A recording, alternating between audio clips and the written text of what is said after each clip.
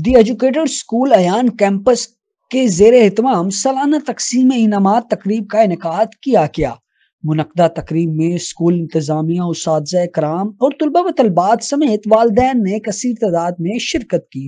मुनक्दा तकरीब में तुलबा व तलबात की जानिब से टैबलोज, मिली नगमे और प्लेस पेश किए गए, जिसको देखकर शायकीन तकरीब बच्चों को दाद देते रहे। सालाना तकरीब तकसीम इनामात में chief guest Shahid Hamid, doctor मकबूल और प्रोफेसर शब्बीर साकिब ने बतौर मेहमान खसूसी शिरकत की और सालाना तकसीम इनामात तकरीब में सालाना बच्चों की बेहतर कारकर्दगी पेश करने वाले तुलबा व तलबात में नकदी इनामात के तोहाइफ भी तकसीम किए गए।